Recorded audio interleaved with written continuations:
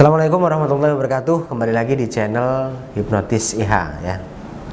Di channel ini kami dari IH membahas fenomena hipnosis dan hipnoterapi, dan termasuk membuka pelatihan hipnosis dan hipnoterapi. Nah, kalau Anda ingin tahu lebih banyak tentang hipnosis dan hipnoterapi, silakan kunjungi website masterhypnotis.com.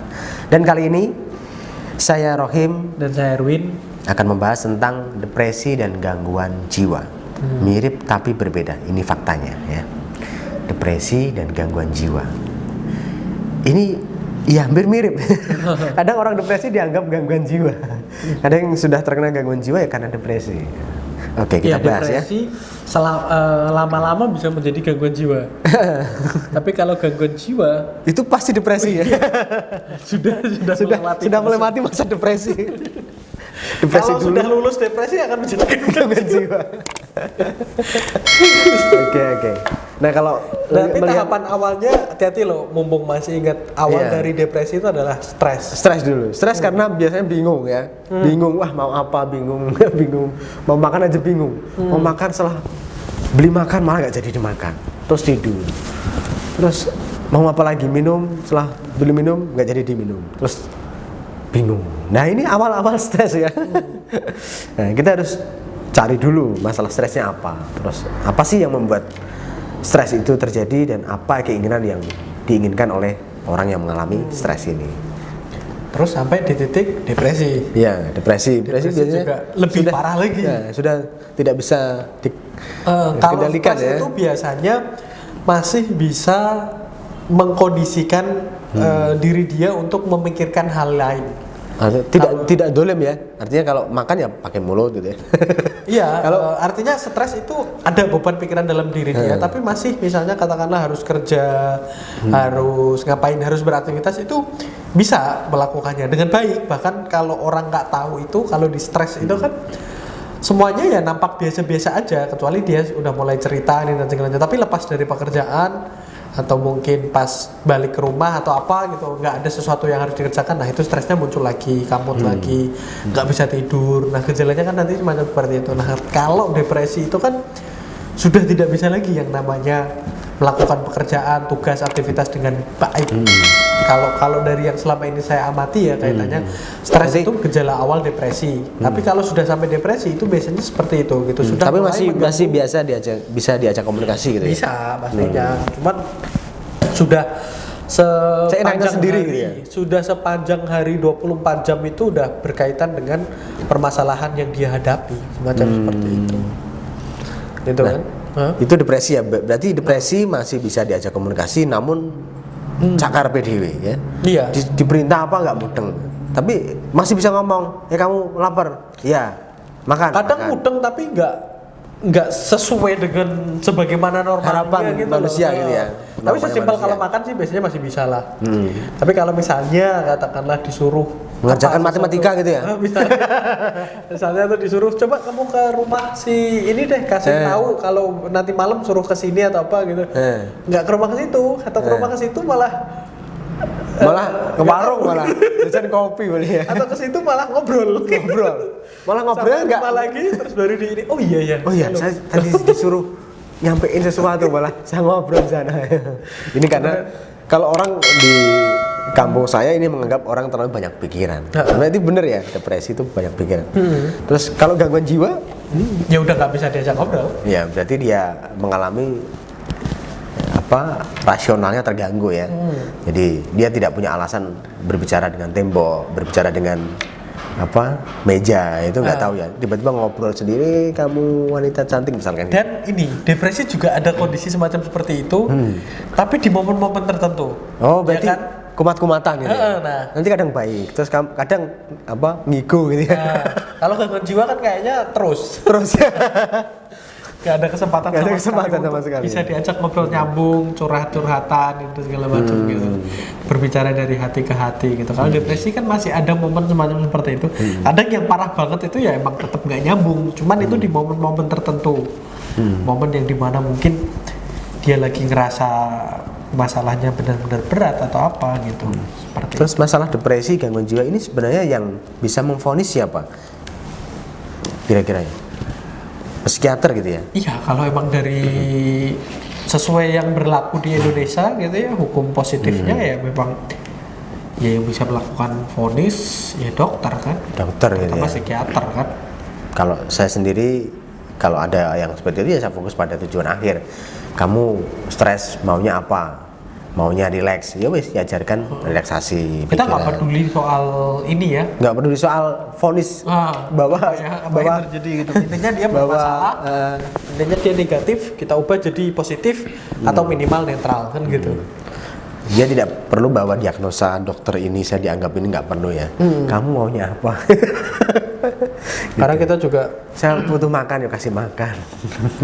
saya kadang juga kalau ditanyain ini segala macam udah depresi lah, Apakah saya depresi pak? anxiety Gitu lah. ya. Kita justru malah tidak mengiyakan ya. Artinya Kita ada buku psikologi abnormal gitu nggak pernah dibaca. nggak boleh dibaca ya. Kadang itu nggak penting. Kalau dibaca malah bikin stres.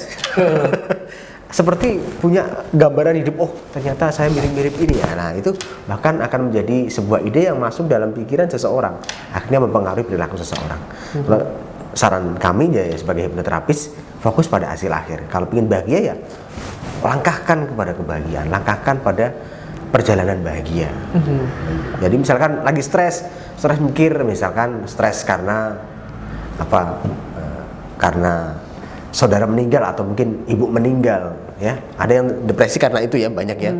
Saudara meninggal, orang yang tergantung terhadap benda atau terhadap pabrik misalkan itu hancur, kebakar, akhirnya stres. Nah, ini bisa kita atasi dengan mengalihkan stresnya dengan pengalihan rasa bahagia, yaitu memunculkan respon-respon tubuh yang tidak stres gitu. Jadi tidak, wah kamu bisa depresi ya. Nanti kasihan dia. Iya kan semakin memperburuk keadaan yang terjadi gitu. Wah ini kamu depresi gitu, terus nyari orang-orang yang depresi gejalanya semacam seperti apa, terus persis seperti apa yang dialami gitu, terus dapat juga informasi yang mengatakan bahwasanya depresi ini paling cepat sembuh 25 tahun kemudian gitu. Kan ada ini semacam seperti itu gitu. Bahkan yang kadang bikin depresi itu justru malah ustadz itu ada ya. Nah ini ujian hidupmu, ini kamu bisa pulih lagi 20 tahun lagi. Nah ini bahkan bikin depresi orang ini, nggak bisa bangkit. Wah ini memang ujian Kasihan hidup saya. Ustadz ya. Ustadz jangan begitu lah ya. Ada pernah klien datang ke saya begitu. Pak, saya katanya ini memang ujian hidup saya Pak, saya harus menjalani ini. Ya saya lontang-lantung, istri tidak percaya saya, istri minta cerai, saya sendiri, anak-anak sudah tidak percaya saya karena bangkrut. Kemudian Ustadz, saya bilang ke Ustadz malah dikatakan ini ujian hidup. Saya jadi tidak punya motivasi Pak, dan bilangnya 20 tahun lagi Pak. Terus gimana? Nah ini tolong ya. Itu Ustadz apa Gusti Allah? Udah tahu apa yang akan terjadi ujian hidup 20 tahun lagi gitu. Itu jangan. Anda sebagai orang yang dipercaya Kayaknya orang. Nabi Muhammad aja sangat berhati-hati loh. Berhati-hati mengatakan ya, memvonis orang kan seperti itu ya. Selalu berhusnudon, selalu ini kan, bahkan mendoakan. Bahkan gitu kan. orang kafir pun didoakan Iya, baik ya. Yahudi, dia aja kan Nah itu sama muslim divonis seperti itu. Tobatlah. Bertobatlah. Hati-hati ya. Ya kita berusaha jadi penutur yang baik, jadi pemimpin yang baik. Ya saya juga bukan ustadz, jadi tapi kan tidaklah kaitannya dengan penyakit, dengan misalnya kayak depresi ini dan segala macam kan lebih banyak hal-hal misalnya baik itu dari hadis, dari misalnya Al-Quran yang menyatakan tentang misalnya kayak setiap penyakit itu pasti ada obatnya, misalnya kayak kaitannya dengan hal-hal yang indikan hati itu kan ada menamaikan hati ya. Ada yang kita disuruh berpasrah, menyerahkan semuanya takdirnya pada yang maha kuasa gitu, yang memang Allah sendiri itu maha membolak-balikan hati, enggak yang terus kemudian ada tombol hati 25 ya. Ada tombol hati misalnya kita disuruh berpuasa. Ajarkan begitu daripada mengatakan ya ini udah, itu jalan hidup. daripada mengatakan ini ujian hidupmu 20 tahun. Wah, bahaya. Tuh Anda menjerumuskan orang lain, merusak keluarga orang lain. Termasuk yang biasanya ada konsep-konsep semacam seperti itu, misalnya kaitannya dengan karma saja, setahu saya nggak sampai sejahat itu loh. Kan ada yang bisa membakar karma atau apa gitu, apa sih Pak produser yang dulu belajar soal karma, kan ada kan memutuskan tali karma gitu, semacam seperti itu karma ya. pala. Nah semacam seperti itu. Produser dulu kan belajar karma. Jadi jangan apalah memperburuk kondisi gitu. Sama halnya kayak yang sering komentar di YouTube kita, Mas. Kan suka apa nih, suka nganggap remeh permasalahan ini dan segala macam. Saya tuh udah puluhan tahun udah kesana kemari ini segala macam. Ya kalau kamu ngerasa berat ya emang makin berat sih. Kalau kita ngerasa ringan biar bisa jadi ringan, biar bisa jadi solusi itu seperti itu. Jadi itu ya, maknanya positif ya. Biar tidak terjadi depresi dan gangguan jiwa. Ini kalau mungkin ya di masa-masa pandemi ini kan banyak orang-orang yang merasa depresi, ya karena apa suasana yang berubah dari sebelumnya. Akhirnya orang belajar cara baru, kemudian belum menemukan hasil, belum ketemu jalan yang tepat, akhirnya merasa down, malas-malasan, depresi, ya, akhirnya ya gangguan jiwa. Kalau dibiarkan sampai di titik itu kalau terus menerus tidak ada solusi, tidak ada jalan pencerahan atas itu. Mungkin itu dulu ya, Pak Erwin ya. Ya karena terakhir dari saya sih, depresi ini kan diawali dari stres. Ingat kata Bang Haji, stres obatnya iman dan takwa. Gitu, itu kan kata Bang Haji Roma Irama ya. Bang Haji Roma Irama lihat ini. Wah, mungkin saja. Oke, terima kasih. Ya, mudah-mudahan ini bermanfaat untuk kita semua, dan jangan lupa subscribe yang belum subscribe, dan saya doakan kebaikan untuk kita semua. Terima kasih. Wassalamualaikum warahmatullahi wabarakatuh.